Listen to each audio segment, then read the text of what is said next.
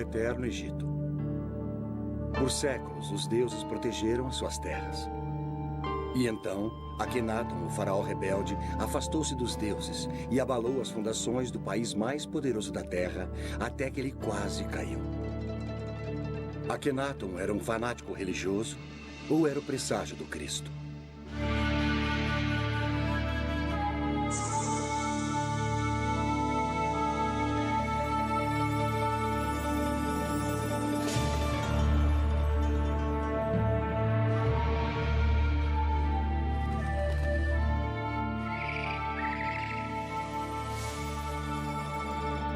Os grandes egípcios.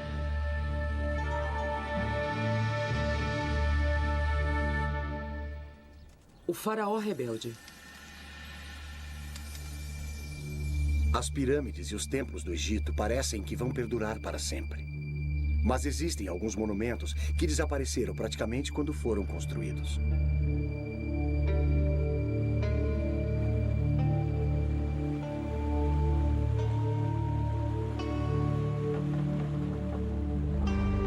A 322 quilômetros da pirâmide de Gizé está Amarna. Sob suas areias desérticas estão os restos de um dos locais mais enigmáticos do Egito. Coisas estranhas aconteceram aqui há 3.000 anos. Nasceu uma nova religião. Um faraó desfigurado morreu. E os egiptólogos ainda estão tentando descobrir o que aconteceu.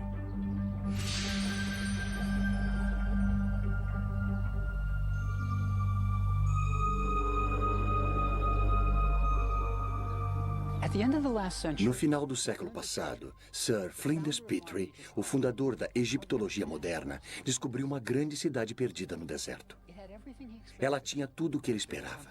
Havia templos, palácios, ruas largas. Mas ainda assim faltava alguma coisa. Faltava cenas do faraó golpeando seus inimigos, marchando para a batalha. Também havia cenas do faraó fazendo oferendas a centenas de deuses egípcios. Não havia deuses. Quando Petrie continuou a escavar, ficou ainda mais chocado. O faraó era mostrado desfigurado, com o rosto alongado, seios, quadris largos e coxas grandes. Durante 1000 anos, os faraós foram retratados como jovens vigorosos, musculosos, prontos para a batalha. Este faraó era retratado desfigurado. Era quase como se uma criatura de outro planeta tivesse sido deixada no deserto egípcio.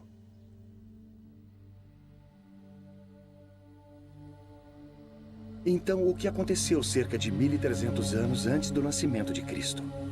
Para responder a essa pergunta, precisamos conhecer a família deste faraó rebelde.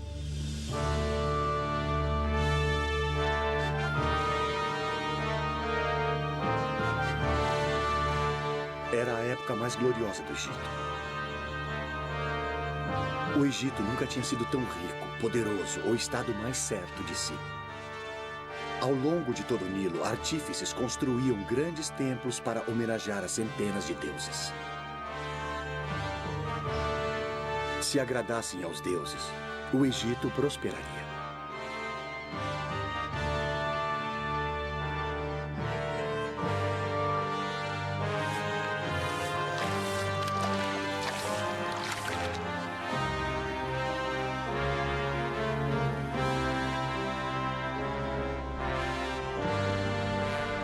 O pai de Akhenaton, o faraó Amenhotep III, vivia no grande centro religioso de Tebas, cidade do deus Amon, cujos silos de topo arredondado estavam cheios de grãos, óleo, linho e vinho, necessários para pagar as centenas de sacerdotes que serviam os deuses. Havia uma só principal indústria na cidade, a religião. E bem no centro de tudo estava Amenhotep III. Suas duas colossais estátuas ainda se encontram na planície de Tebas. Uma vez elas guardaram um grande templo, que agora encontra-se sob o sol. Toda a glória e riqueza de Tebas logo seriam abaladas por uma revolução como jamais vista.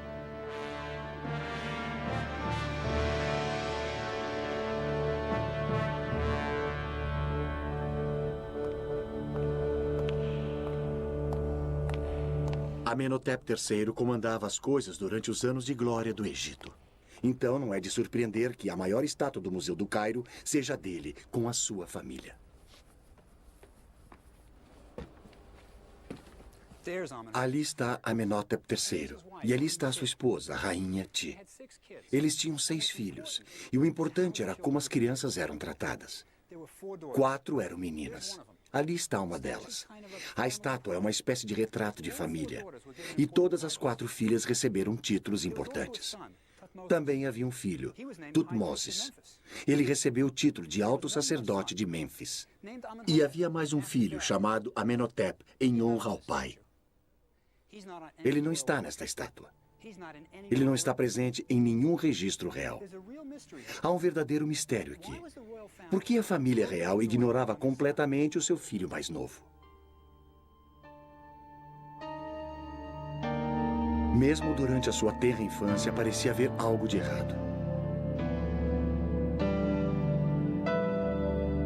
Talvez ele fosse apenas uma criança estranha com ideias estranhas.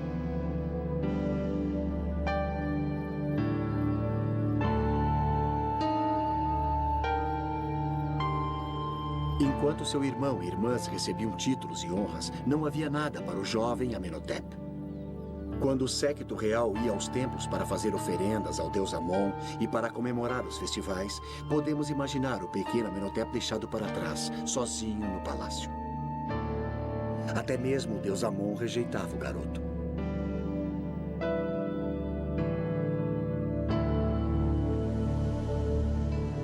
Então, o jovem príncipe foi excluído das cerimônias nos templos, onde seu irmão e suas irmãs faziam oferendas aos deuses. Tudo girava em torno dos templos e seus milhares de sacerdotes.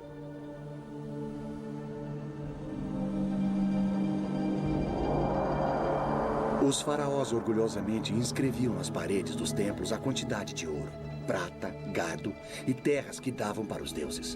Em um ano apenas, um faraó deu ao templo 51 quilos de ouro, 907 quilos de prata, 2.268 quilos de cobre, 25 mil jarras de vinho, incontáveis filões de pão, 300 medidas de linho fino e 12 mil acres de terras.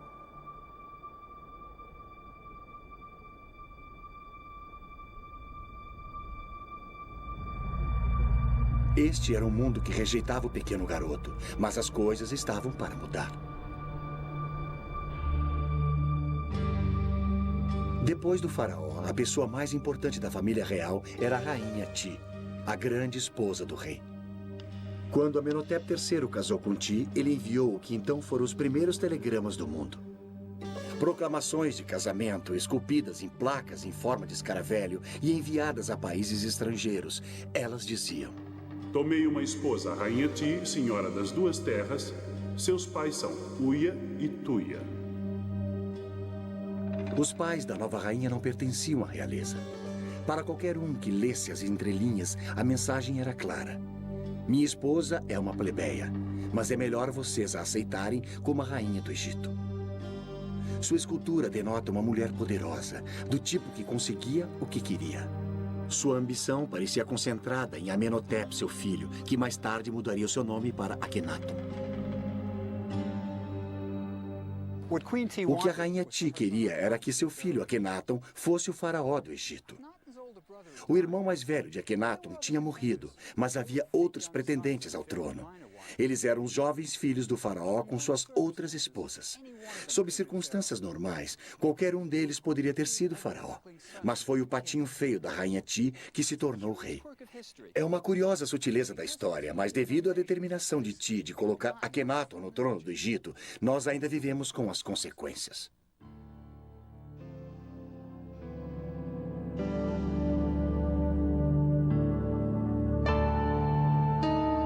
A múmia de Amenhotep III nos dá uma pista de como seu filho Akhenaton se tornou faraó. A múmia revela um homem velho, gordo e careca, com péssima saúde. Os dentes do faraó podem ter sido a causa do período mais estranho de toda a história egípcia. Eles estão em péssimas condições. Amenhotep III pode ter vivido com tamanha dor nos últimos anos de sua vida, que pode ter sido difícil ele executar os seus deveres de faraó. Tanto os plebeus como os reis eram vítimas de sua dieta.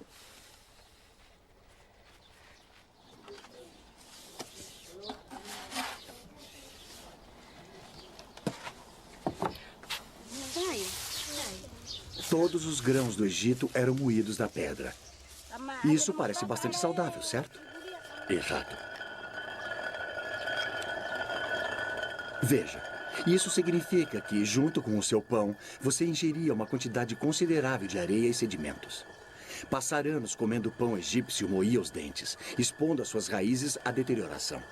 Por mais habilidosos que os médicos egípcios fossem, eles não eram dentistas. Então, restava ao pobre Amenhotep III tentar aliviar a dor como pudesse. Ele pode ter sido sedado com vinho ou talvez com ópio. Se ele não estivesse em condições de tomar decisões, provavelmente seria fácil para a poderosa Rainha Ti escolher o seu filho adolescente para ser o próximo faraó. Levado até o topo por sua ambiciosa mãe, o garoto rejeitado se tornou o rei do Egito. Mas que tipo de faraó seria o estranho rapaz de 18 anos?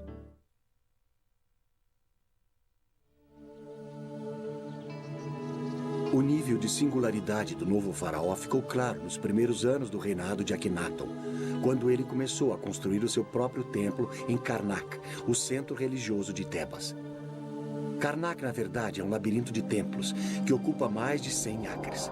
Construída no período de 2000 anos, cada faraó incluiu os seus próprios monumentos para cair nas boas graças dos deuses. Quando Akhenaton fez a sua contribuição, o povo do Egito soube que algo muito estranho tinha acontecido. Ele criou um estilo artístico completamente novo e esquisito. O faraó era retratado com longos dedos dos pés, quadris largos, dedos das mãos extremamente longos, seios e um rosto alongado. Nada parecido com isso já tinha sido visto num templo egípcio. Mas a esquisitice não terminava aí. Bem à frente do templo estavam duas estátuas colossais do faraó, que acentuavam as suas estranhas características ainda mais. Mas isso não era tudo.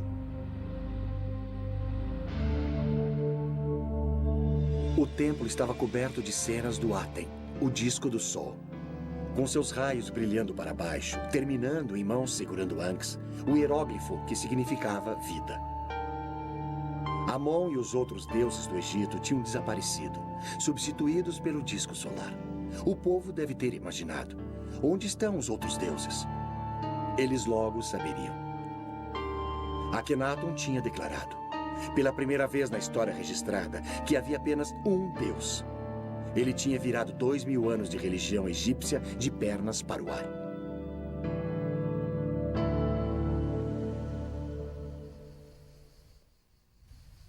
No início deste século, escavadores encontraram uma grande quantidade de blocos esculpidos que tinham sido reutilizados como enchimento na construção de um projeto de um faraó posterior. Esses blocos tornaram-se conhecidos por Talot, derivado do número arábico moderno 3, pois todos os blocos mediam cerca de 3 palmos. Com o passar dos anos, os escavadores encontraram mais de 40 mil blocos, mas faltavam tantos pedaços que ninguém conseguia reconstruir os templos. Os blocos foram mantidos guardados para o dia em que aparecesse alguém que pudesse dar algum sentido a eles. Em 1965, Ray Winfield Smith, um homem de negócios norte-americano, concebeu o plano de criar em papel o que não pôde ser montado em pedra. 0127 14606. Sua ideia era fotografar todo e cada bloco, mesmo aqueles que foram parar nas coleções particulares e nos museus em todo o mundo. As fotografias se tornaram peças de um quebra-cabeças gigante. E com a ajuda de um computador, a equipe de Smith reconstruiu os templos no papel. Primeiro, eles numeraram cada bloco. Depois, o número e a descrição de cada bloco foi colocado no computador. Em 1965, isso era altíssima tecnologia. Se um pedaço tivesse a cabeça de um faraó, olhando para a esquerda e terminando no pescoço, o computador procurava pelos blocos que tivessem o corpo de um rei que começasse no pescoço. Quando o computador encontrou os blocos que eram possíveis combinações, Smith pegava as fotografias e as juntava para ver se encaixavam. Quando faltava um bloco, um artista completava a cena que faltava. O projeto continuou por 6 anos. A reconstrução feita pelo computador ajudou os egiptólogos a descobrirem o que estava acontecendo. O garoto que fora posto de lado agora estava no comando. Como faraó, Akhenaton não podia mais ser excluído dos festivais religiosos. E havia muitos deles. Durante o festival de Opet, as estátuas dos 3 principais deuses de Tebas, Amon, Mut e Hansu, eram carregadas do templo de Karnak até o templo de Luxor. A ocasião requeria muitos dias de danças, cantoria e festas. Eu frequentemente imagino por que Akhenaton mudou tudo. Ele era o rei do Egito, por que balançar o barco? Mas se estivermos certos a respeito dele ser uma criança rejeitada, isso explicaria tudo. Ele era como a Cinderela. Quando seu irmão e irmãs iam aos festivais religiosos, ele era deixado em casa. E vejam o que ele estava perdendo. O maior espetáculo da Terra.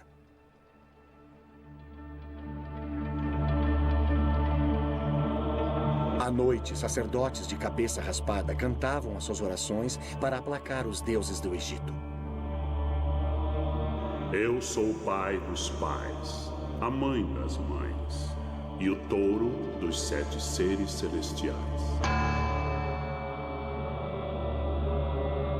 Eu abro a minha boca para falar em meio ao silêncio.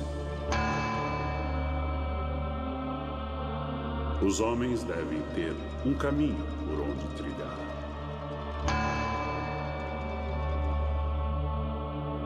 Estas eram cerimônias maravilhosas, e o jovem Akhenaton as estava perdendo. Mas há um final feliz, pelo menos por agora. Akhenaton se torna rei do Egito, e com o seu poder, ele pode acertar tudo. Ele rejeitará os deuses de Tebas. Não eram mesmos os seus deuses. E ele terá o seu próprio Deus particular, que o ama, o Aten. E ele abraçará sua nova religião e o seu novo Deus, e deixará Tebas, e todo o seu sofrimento da infância. Ele fundará um novo mundo. A única questão é, onde?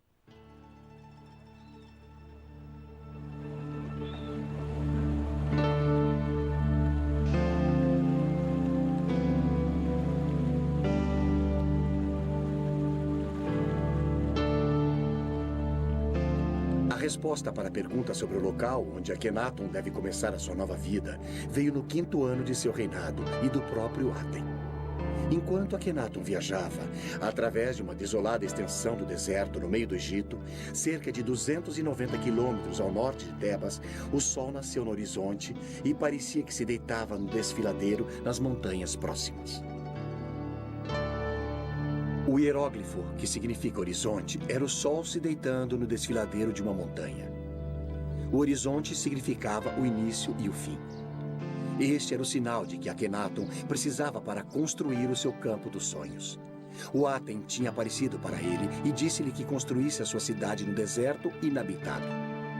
Ele a chamou de Akhenaton, o horizonte do Aten.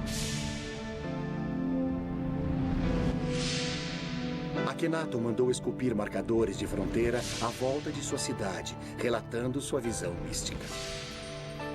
Sua Majestade apareceu em sua grande biga de Electra, como o Aten, quando se eleva no horizonte. Foi o Aten, meu pai, que me disse para construir a cidade. Nenhum burocrata jamais me aconselhou a construir nesse local deserto.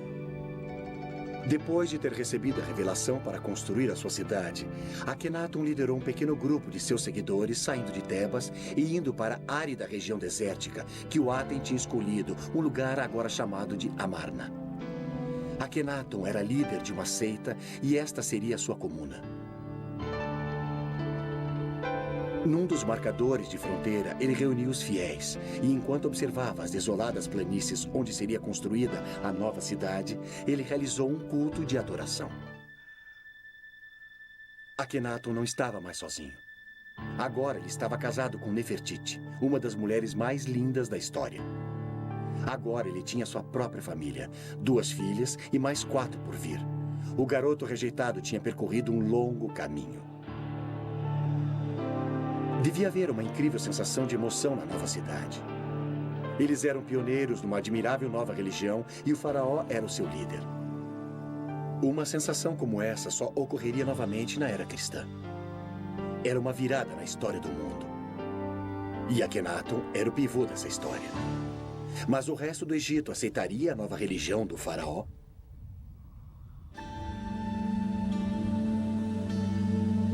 As mudanças do faraó rebelde causaram uma grande revolução. E um homem que realmente foi pego no meio da revolução religiosa foi Ramosa, o prefeito de Tebas.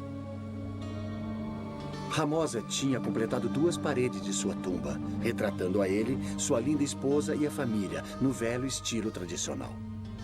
Todos estavam perfeitos, com cada mecha em seu devido lugar, da maneira que eles queriam por toda a eternidade. E então Akhenaton mudou tudo.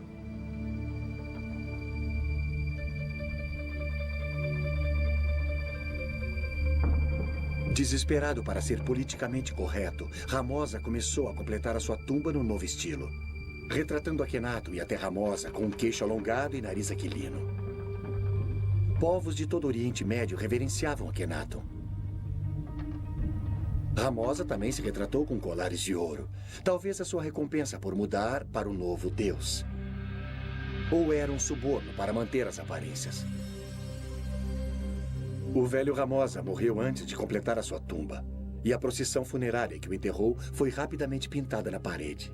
Ramosa tinha um pé na religião antiga e um pé na nova. Você imagina o que ele pensou que iria lhe acontecer na próxima vida? Ou se é que havia mesmo a próxima vida? Mas Ramosa não era o único que tinha perguntas.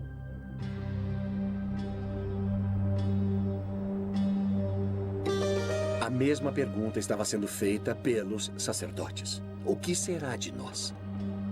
Se existe apenas um Deus, o Aten, o que acontecerá aos grandiosos templos de Amon em Tebas? Se o faraó não acredita mais nos deuses, o que acontecerá aos milhares de sacerdotes? O poderoso clero de Tebas estava enfurecido com Akhenaton.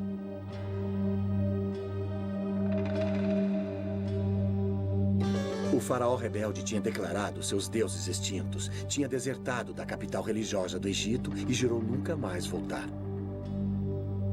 As oferendas reais aos templos tinham se acabado. Não haveria mais doações aos templos dos prisioneiros capturados nas guerras.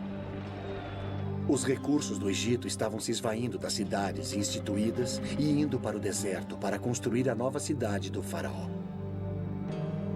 Mas não eram apenas os sacerdotes que sofriam por causa da nova religião.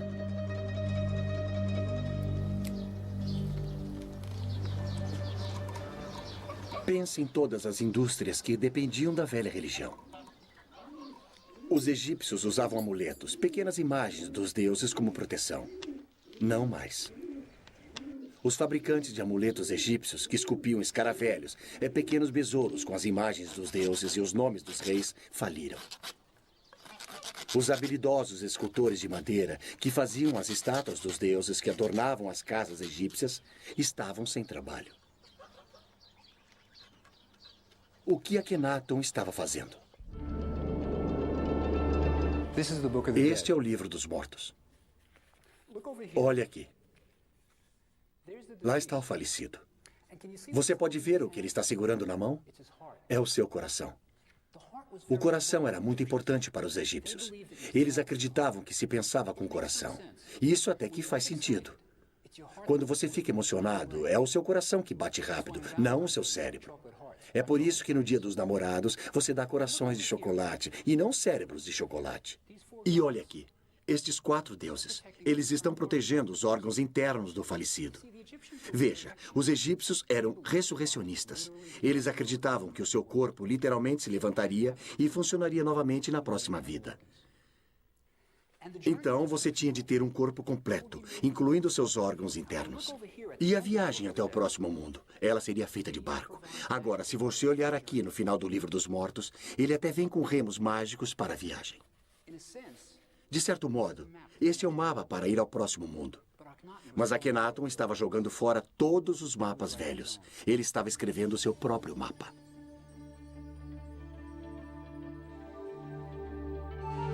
Antes de Akhenaton, as paredes das tumbas egípcias retratavam um próximo mundo muito parecido com este. O falecido ainda está trabalhando nos campos, mas é muito melhor. Agora ele possui vestes feitas do linho branco mais fino, e você tem a sensação de que tem até ar-condicionado. Mas Akhenaton também mudou isso. Em Amarna, as paredes das tumbas não mais mostravam os mortos no próximo mundo. Essas cenas foram substituídas por retratos de Akhenaton e da família real, e frequentemente adorando o Aten. Se havia um próximo mundo, ele parecia girar em torno de Akhenaton. E junto com esta confusa visão do pós-vida, está uma das maiores realizações intelectuais no mundo antigo, um poema escrito pelo próprio Akhenaton. Esplêndido você se ergue ao amanhecer. Aten vivente, criador da vida. Quando você nasce no leste, você cobre toda a terra com a sua beleza. Você é formoso, grandioso, radiante.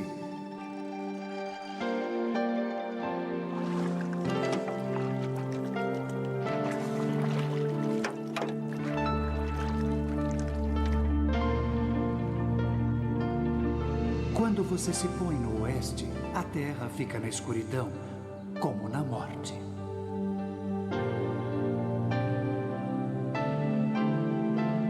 Os leões vêm de seus covis, todas as serpentes picam, a noite ronda. A terra está mergulhada no silêncio, enquanto seu Criador descansa na escuridão.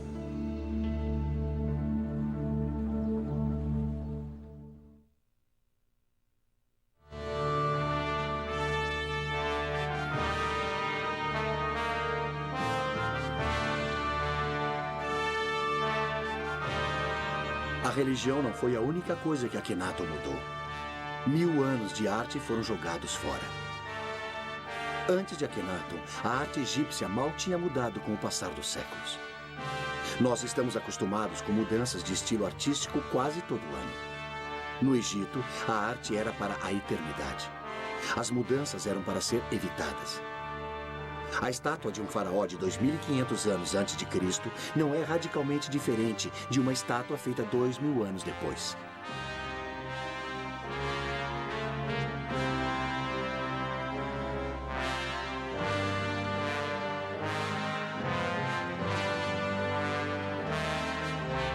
Nada mais de corpos musculosos idealizados. Akhenaton é mostrado com suas verrugas e tudo mais. O slogan da era de Akhenaton era Vivendo na Verdade. Se o faraó fosse deformado, que fosse mostrado dessa maneira. Nem mesmo a linda Nefertiti estava isenta da nova política da verdade na arte. O famoso busto de Nefertiti é um símbolo de beleza em todo o mundo.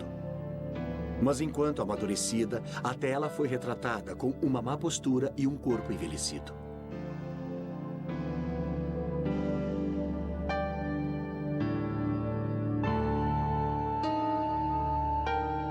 Tornou-se moda mostrar toda a família real com cabeças alongadas.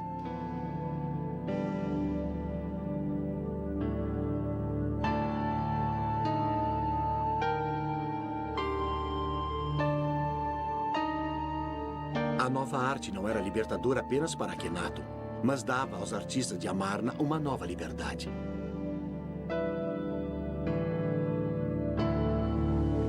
Os artistas tiveram uma chance de se expressar como nunca antes. As novas cenas da família real podiam ser montadas sem preocupações com a tradição. Eles eram mostrados de maneira informal, se beijando e se tocando, fazendo refeições juntos. Nunca havia sido permitido ver a vida privada de um faraó no Antigo Egito. Mas Akhenaton o permitiu. Era como se cinegrafistas fossem convidados para filmar a rainha da Inglaterra escovando os dentes. Crescendo em Tebas, Akhenaton nunca tinha sido mostrado com sua família. Nunca fora citado nos monumentos. Agora, aqui em Amarna, ele podia sair do armário e dizer: "Me aceitem como eu sou." Pela primeira vez em sua vida, Akhenaton podia ser ele mesmo. Terminada, Amarna era um cenário teatral para comemorar o reinado de Akhenaton. O garoto rejeitado tinha percorrido um longo caminho. Sobre a estrada, uma ponte ligava o palácio à área do templo. Aqui, Akhenaton e Nefertiti apareciam diante do povo numa sacada chamada de Janela das Aparições, atirando ornamentos de ouro e outros presentes àqueles que eles queriam honrar. A cidade cresceu, chegando a mais de 10.000 habitantes. Havia barqueiros, burocratas, mercadores, artesãos, sacerdotes e suas famílias.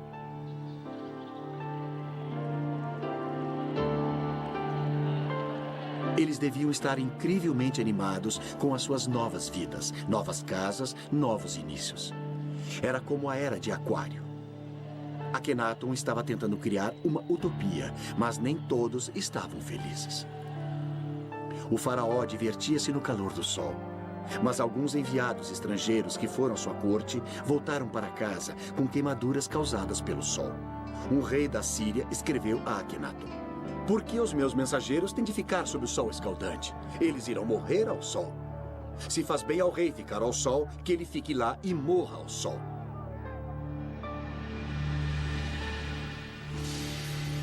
Eles eram como os adoradores do sol californianos. Eu sempre penso na corte de Akhenaton com um bronzeado permanente.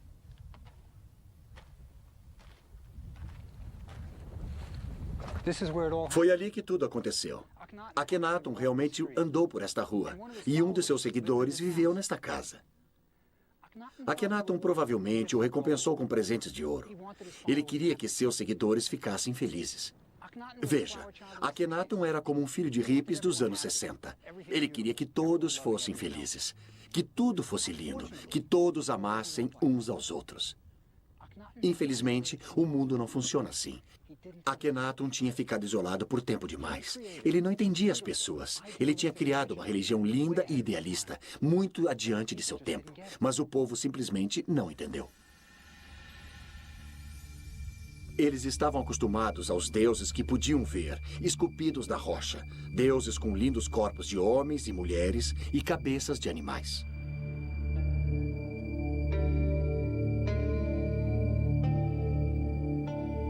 O deus de Akhenaton, o Aten, era uma abstração. Era o princípio básico do universo, luz.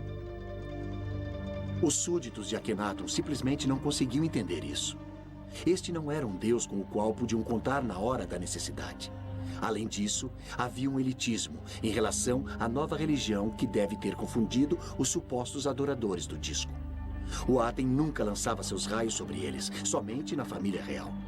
O Aten era o deus pessoal de Akhenaton, dando ao rei desenfreados amor e amparo.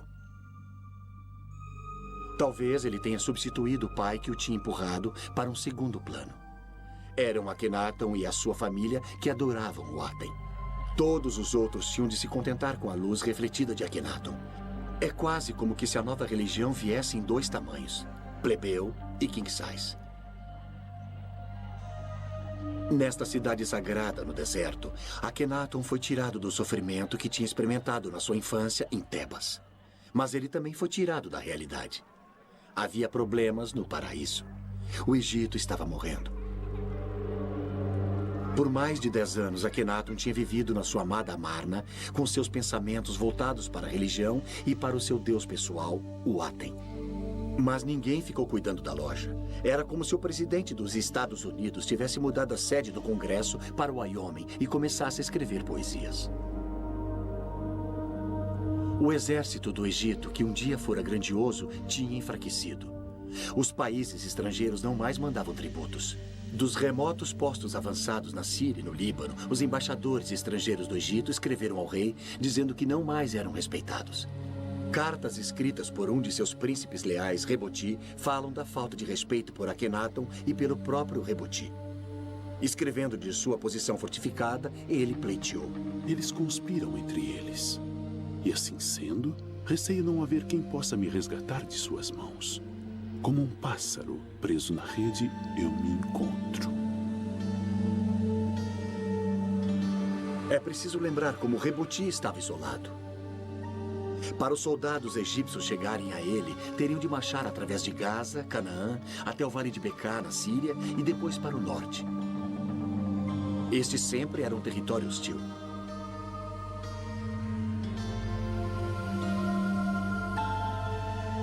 Hoje, ainda se pode ver fortes dos cruzados, construídos 2000 anos depois, remanescentes das batalhas medievais travadas lá.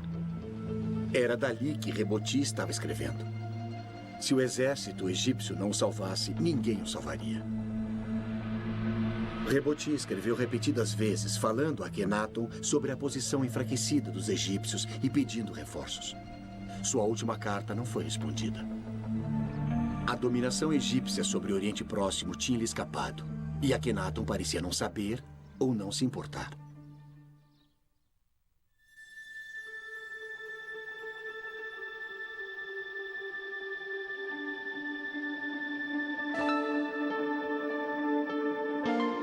Isolado dos problemas do Egito e talvez da própria realidade, Akhenaton devia estar realmente muito feliz com seu novo Deus, sua nova família e sua nova cidade.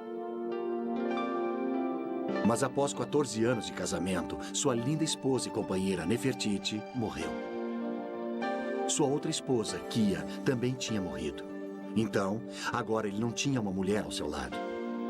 Akhenaton tinha sido criado entre mulheres, 4 irmãs e sua poderosa mãe, a rainha Ti. Nefertiti tinha sempre estado ao seu lado, partilhando seus sonhos. Kia, sua linda esposa secundária, também era importante para ele. Ela até tinha o seu próprio templo.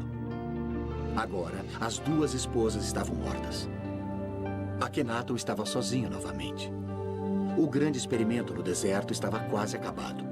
No 17º ano de seu reinado, com pouco mais de 30 anos, Akhenaton morre e desaparece da história. Algum dia saberemos o que realmente aconteceu em Amarna? Akhenaton realmente se parecia com as suas estátuas? Muitos acreditam que a única maneira de sabermos será com a descoberta da múmia de Akhenaton. É exatamente isso que alguns egiptólogos acham que aconteceu em janeiro de 1907. De todas as múmias reais descobertas, nenhuma causou mais controvérsia do que aquela encontrada na tumba 55 do Vale dos Reis. No início do século, Theodore Davis, um rico americano que fazia escavações no Egito, descobriu uma tumba onde um sepultamento da época de Amarna tinha sido realizado. Essa tumba claramente não fora concluída e o sepultamento fora apressado. Painéis de madeira dourada estavam deitados no chão e contra a parede. Elas traziam a imagem danificada de Akhenaton adorando o disco solar e o nome da rainha Ti.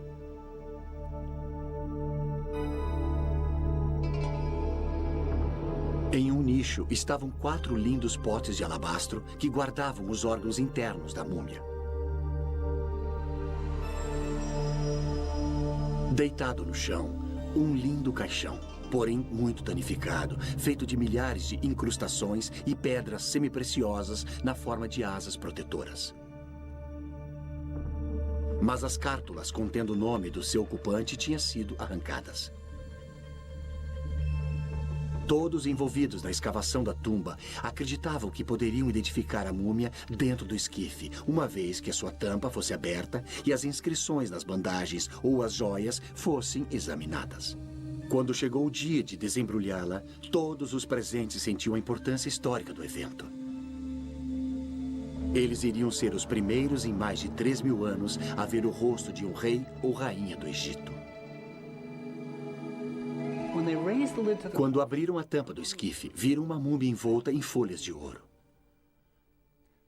Mas quando começaram a desembrulhar a múmia, aconteceu algo digno de um filme de terror. Assim que a tocaram, ela se transformou em pó, deixando-os com uma pilha de ossos desarticulados no fundo do esquife. Mas sob o esqueleto, a última folha de ouro parecia ter o nome de Akhenaton, meio danificado. Sua pelvis era larga como a de uma mulher, mas nas suas estátuas, Akhenaton sempre tinha sido mostrado com uma pelvis larga. A cabeça da múmia era alongada como a de Akhenaton. Tudo parecia se encaixar perfeitamente. Alguns dos presentes estavam absolutamente convencidos de que tinham encontrado a múmia de Akhenaton. Mas ainda hoje a identidade da múmia da tumba 55 é um mistério. A palavra final do porquê Akhenaton e a família real eram mostrados deformados pode ser dada agora por um grupo de cientistas que estuda uma doença chamada Síndrome de Marfan, um defeito genético que danifica o tecido conjuntivo do corpo. Abraham Lincoln provavelmente sofria da Síndrome de Marfan. Alguns de seus sintomas são rosto alongado, queixo protuberante, dedos das mãos e dos pés alongados e olhos estranhos. Parece com um faraó que você conhece? E se Akhenaton era portador desse defeito genético, cada uma de suas filhas teria uma chance de 50% de herdá-lo. E isso pode explicar por que todos são mostrados com sintomas semelhantes.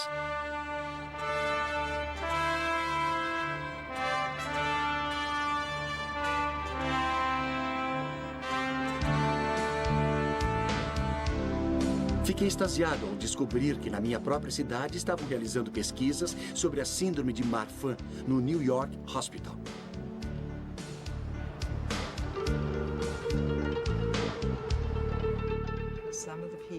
A doutora Jessica Davis é uma das maiores especialistas do mundo na síndrome de Marfan. Aqui está o nosso paciente. Eu sei, eu reconheço o seu perfil. E ali estão as características que sugerem que era portador da síndrome. E se esse cara entrasse no seu consultório? Eu acho que a coisa mais sugestiva aqui é só o rosto alongado, o rosto longo e fino. Mas ele também é um indivíduo de boa aparência. Essas seriam as duas coisas a serem analisadas. Alguém que tem características comuns, mas um rosto longo e fino. Então, o diagnóstico da síndrome de Marfan não depende apenas da aparência da face. Porém, eu acho muito importante dizer que as pessoas que realmente têm a síndrome de Marfan têm características faciais normais. No entanto, elas têm uma aparência gótica e mais clássica. Agora, as mãos alongadas eram típicas da arte desse período. E deixa eu mostrar uma coisa que é um grande exagero. Agora, essa é uma mão que não parece nada natural. O jeito que o dedo fica. Esses dedos excessivamente longos são característicos da síndrome ou... Esse dedo muito fino certamente poderia sugerir que há uma disfunção nos tecidos conectivos, como estes dedos muito longos. E o que você pode ver aqui é que está um pouco deslocado, parece flexível. Agora, deixa eu lhe mostrar um pé. Antes de mais nada, esses são membros muito finos. A mão e o braço são sugestivos. O tornozelo certamente é sugestivo. E este é um pé muito longo e elegante com dedos longos. Quero dizer, é algo que mediríamos no diagnóstico clínico de um portador da síndrome de Marfan. Então, sim, é muito sugestivo. Por causa da face, das mãos, dos pés, o corpo, a estrutura do esqueleto, você mandaria este homem fazer um exame para ver se ele tem Marfan? Você... Se faria mais alguma coisa? Sim, mandaria fazer um ecocardiograma. E você mandaria fazer o exame? Sim. Eu acho essa história fascinante. A tese parece bem razoável. Vale a pena checar a hipótese e dar uma olhada nos outros membros de sua família. Ótimo. Seria muito interessante. Mesmo na morte, Akhenaton se rebelou contra as tradições do Egito, rejeitando este local onde seus ancestrais tinham sido enterrados. Para sua tumba, ele escolheu um vale remoto em Amarna. Se parece com o Vale dos Reis, onde seu pai foi enterrado. Talvez a criança que existia nele ainda procurasse por aceitação. Em sua tumba, o mais original pensador religioso que o mundo antigo já tinha visto foi colocado para descansar. Ele tinha vislumbrado o monoteísmo de Moisés e a tranquilidade e a esperança de Cristo bem antes que o povo do Antigo Egito fosse capaz de aceitá-lo. Logo após a sua morte, os seus seguidores de Amarna, incapazes de compreender o que o seu faraó pregava, abandonaram a cidade e voltaram a Tebas e aos deuses familiares. O nome de Akhenaton, rotulado como herege, seria apagado dos monumentos do Egito. Seu filho, um jovem faraó chamado Tutankhamon, é que o mundo todo conheceria. A ousada experiência no deserto tinha terminado. A cidade de Amarna voltou à areia. James Breasted, o egiptólogo norte-americano, disse de Akhenaton: Morreu com ele um espírito que o mundo nunca tinha visto antes. Uma alma corajosa, destemidamente enfrentando o impulso da tradição imemorial. Esse homem, que numa era tão remota e sob condições tão adversas, tornou-se o primeiro idealista e o primeiro indivíduo do mundo. Uma imagem forte, mas com muita verdade.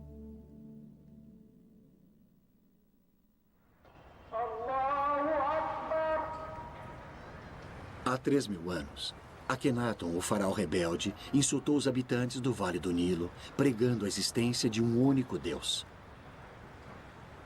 Mas menos de 100 anos após a morte de Akhenaton, Moisés pregaria um só Deus, o monoteísmo nas margens do Nilo aos israelitas.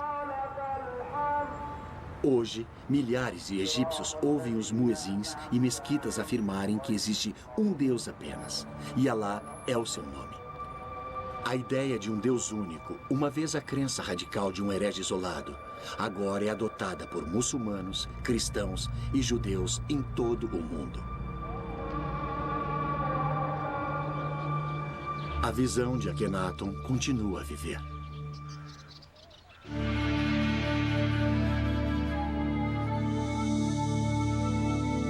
Versão brasileira, Tempo Filmes, São Paulo.